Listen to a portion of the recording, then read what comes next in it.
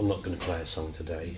Every time I try to play this song, I just want to get it out of the way, and it's 3 chords. I think somebody up there is telling me not to bother. I'll give you a quick. You'll know what the song is as soon as I start.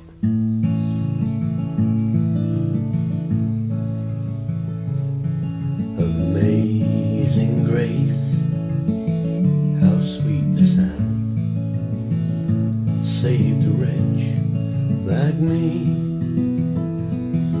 I once was lost, but now I'm found. Was blind, but now I see.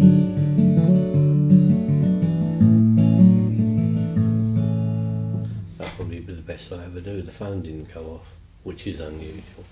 Anyway, I was reading my mother-in-law. She used to always get a book called The People's Friend, and she used to leave it in the toilet, and we'd all read these little short stories. It makes a difference from reading your credit card and who made the toilet paper and everything, doesn't it? And one story I thought was really good, and it was the First World War, and there'd been this battle like at the Somme or somewhere, and it raged all day. Then at night they're all in their trenches, and there's a man crying out, and he's crying out like, Bob, Bob, and there's a soldier in a trench, and he goes, that's my mate. And he says, sir, I've got to go and get to him. And the officer says, no, you can't go, you'll be shot if you try getting out there. He says, I've got to go, he's calling. And he goes, you're risking your own life. He said, it's no point, he's not going to make it through the night, there's no point in going. He says, I've got to go. And he's, Bob. Anyway, the officer in the end says, all right, he says, be careful. He says, you won't get back.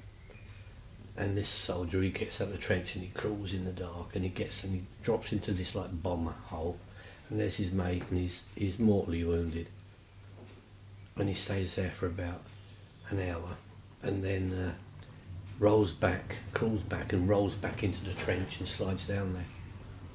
And the officer comes up and he says, how was he? He said, he's dead, sir. He said, I told you there was no point in you going. And he says, there was a point in me going. He says, well, what reason could you have had for going? He said, because he told me something. And he said, what did he say that could possibly warrant you risking your life? He said, I knew you'd come. That's quite good, isn't it? Anyway, there was this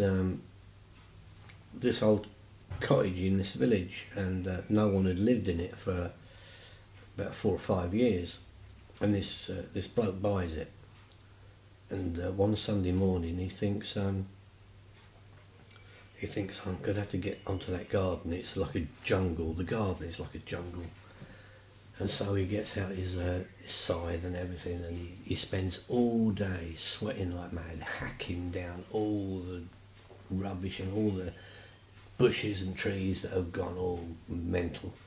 And in the end, it's just all clear. It's got it all burning on a pile in the back, and it's nice, clear front garden. And he's just stood there looking at it, drinking a cup of tea, because you can't do anything without a cup of tea. And the local priest walks by, and he goes, morning. He goes, morning, or evening actually, because he's been there all day. And he says, see, you've tidied the garden up. And he goes, yep. And he said, isn't it amazing what God and man can do when they work together?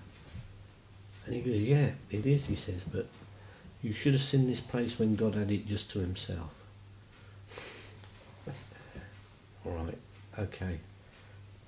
And finally, there was this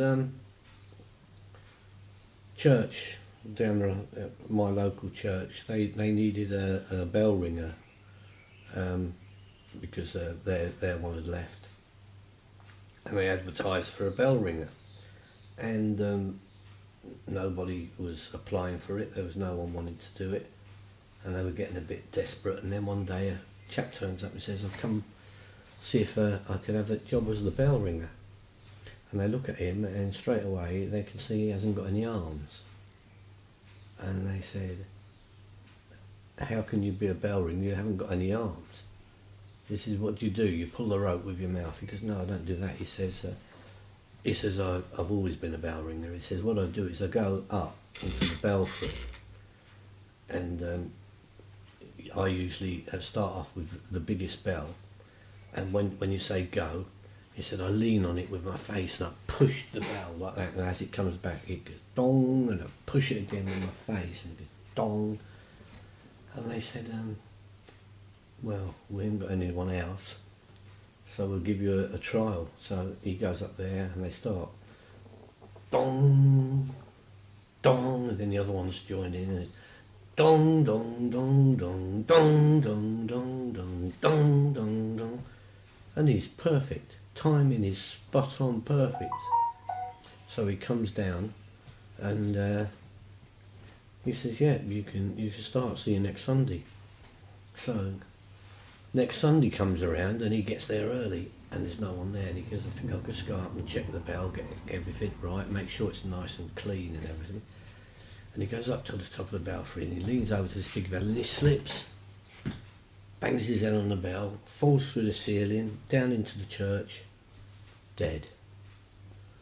And there's this woman in the church, and she's arranging flowers, and she turns around and sees him.